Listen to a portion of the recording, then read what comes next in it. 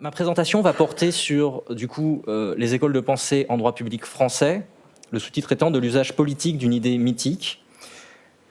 Je me suis d'abord interrogé sur ce qu'était une école en essayant, afin de pouvoir identifier des écoles en droit public, d'avoir des critères d'identification d'une école. J'en ai retenu 4. Il me semble qu'une école, c'est un maître d'abord, un maître suivi par des disciples, ce qui exclurait une véritable école monopersonnelle. Maître et disciples doivent professer une doctrine qui est identique et qui est partagée.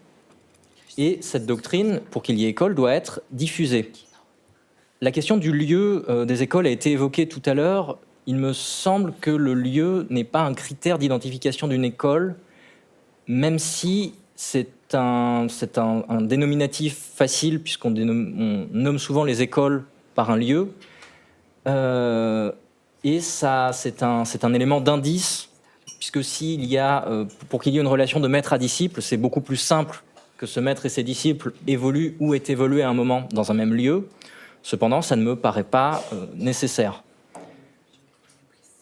En étant dans les définitions, il me semble qu'il faut distinguer les écoles de pensée juridique des simples courants de pensée juridique.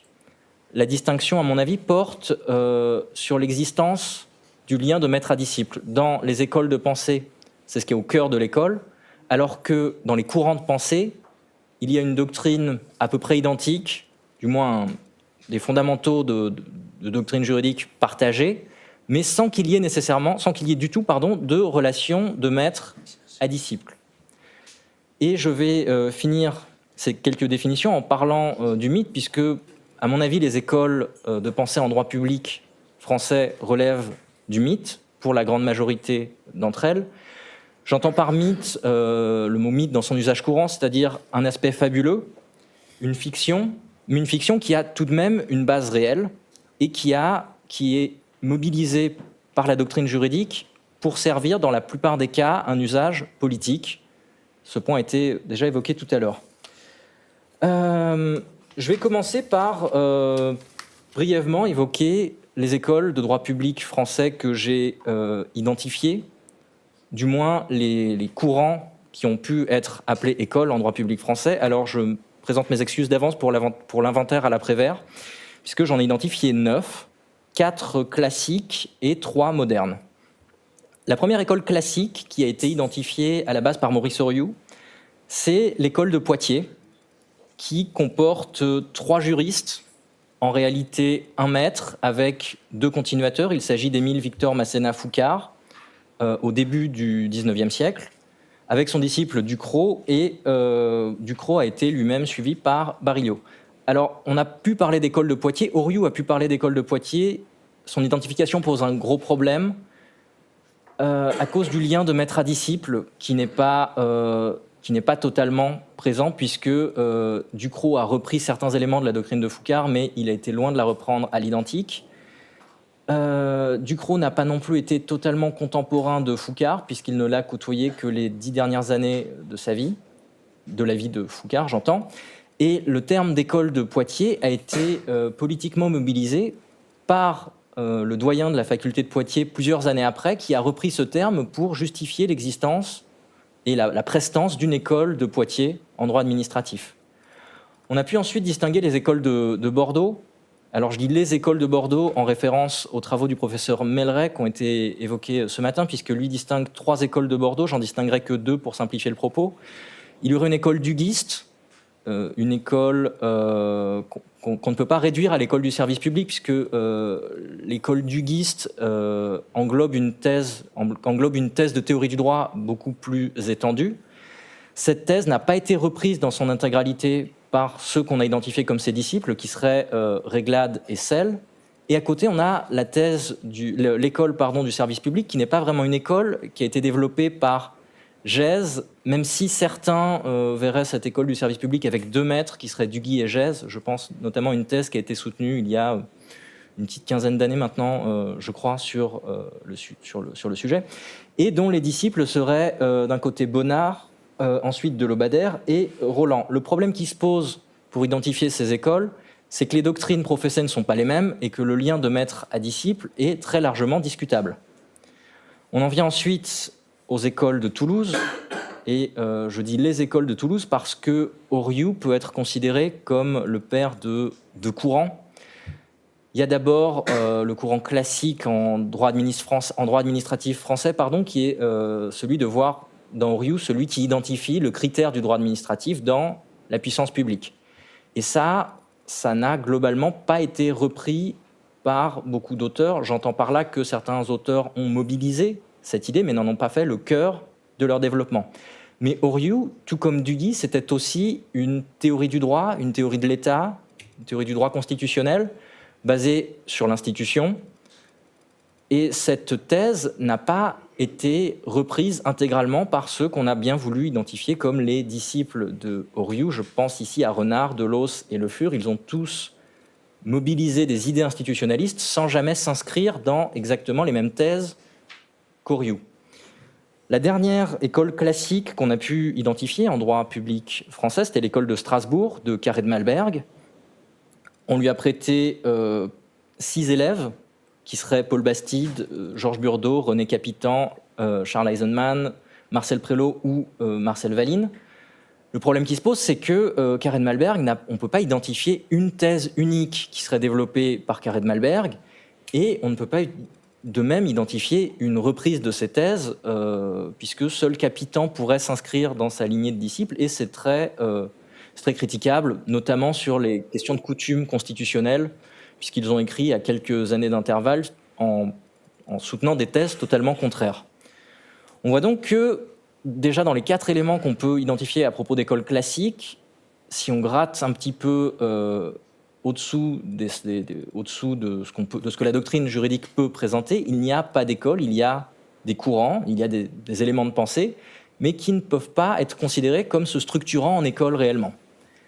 Si on passe maintenant aux écoles contemporaines, ou en tout cas aux mouvements qui ont pu être qualifiés d'écoles, j'en ai identifié 5, qui sont cette fois-ci tous en droit constitutionnel, ce qui pourrait me faire adhérer aux propos du professeur Melleret encore, qui parle à propos du droit administratif français actuel d'un positivisme techniciste et du coup sans école. En droit administratif actuel, oui. En droit constitutionnel, il me semble qu'on a pu identifier dans la période contemporaine, disons de la deuxième moitié du XXe siècle, jusqu'à aujourd'hui, 5 courants de pensée qui ont été appelés écoles. Il y a d'abord ce qu'on a pu appeler l'école du vergériste, de façon très rétrospective, qui comporterait évidemment Maurice Duverger, mais aussi Georges Burdeau, Vedel, Colliard ou Gogel. Il y a un gros problème pour cette école du vergériste, c'est qu'il y a une vision du droit constitutionnel à peu près partagée, mais il n'y a aucun lien de maître à élève entre ces 5 auteurs. Ils ne professent pas les mêmes thèses, ça exclut de fait l'idée d'école. Alors, ensuite, il y a l'école d'Aix-en-Provence, qui est à mon avis en droit constitutionnel français actuel, le seul élément qui remplit les critères de l'école, parce qu'on a indéniablement un maître, Louis Favoreux, on a des disciples qui ont professé des thèses très similaires, on a une diffusion, et j'ai oublié mon 4e critère, on a, oui, une doctrine partagée identiquement. Je précise que je ne suis absolument pas neutre sur la question de l'école d'Aix, puisque mon directeur de thèse est l'actuel directeur de l'Institut Louis Favoreux. Donc mes propos sur l'école d'Aix sont à prendre avec des pincettes, j'en suis conscient.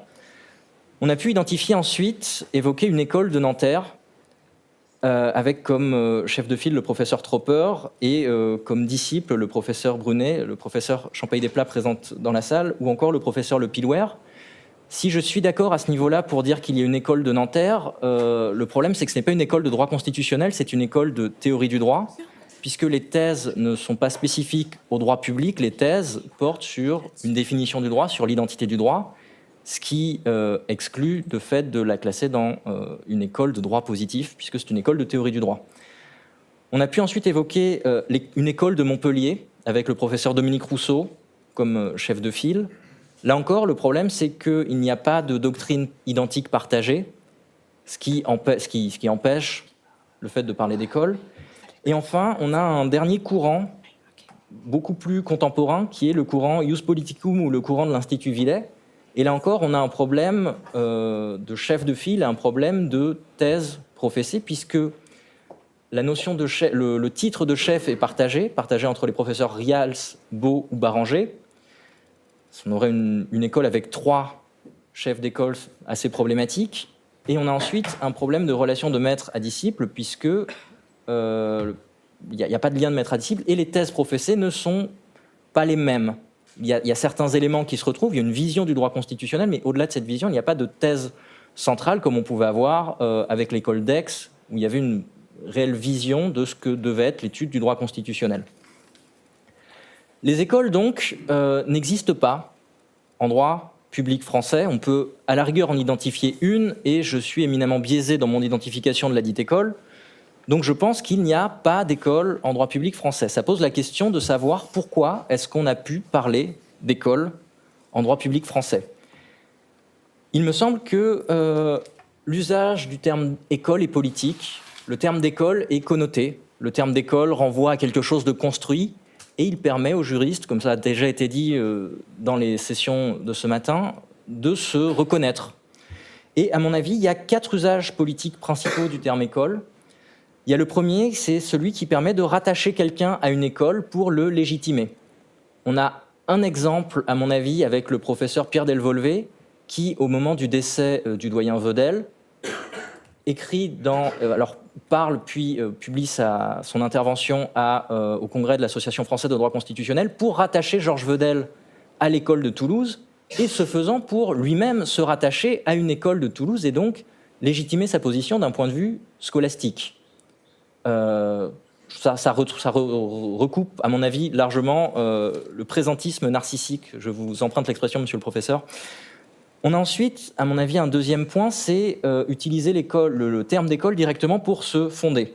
Et pour légitimer son propos, c'est l'exemple que j'ai évoqué tout à l'heure de l'école de Poitiers. On utilise le terme d'école pour légitimer sa présence sur la scène universitaire.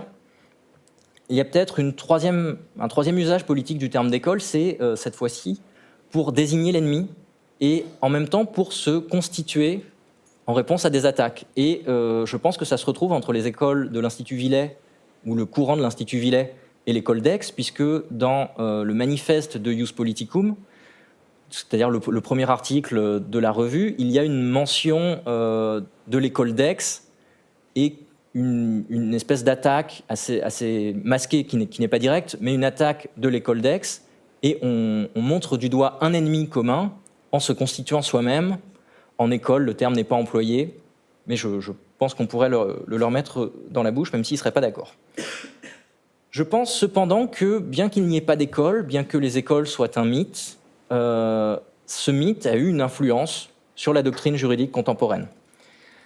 On a d'abord, en droit administratif, une influence partielle des écoles d'Oriou et de Duguy, puisque les questions, les visions certes schématisées, mais du critère du droit administratif, entre le service public ou la puissance publique, a irrigué et irrigue encore la doctrine administrativiste française. On a aussi l'apport majeur des écoles d'Aix et de Nanterre dans la conception du droit, puisque l'étude jurisprudentielle du droit et la vision du juge comme acteur spécifique du droit se trouvait déjà en droit administratif et a été développée en droit constitutionnel grâce, à mon avis, à l'influence d'une part de Louis Favoreux et d'autre part des écrits de l'école de Nanterre et de Michel Tropper. Et je finirai par dire qu'actuellement, je ne vois plus d'école réellement structurée, mais que chaque juriste aime à se reconnaître dans des écoles et aime à parler des écoles. Et peut-être que le courant de l'Institut Villey deviendra une école de pensée, et je pense qu'il faut laisser au temps le temps de faire les choses. Je vous remercie.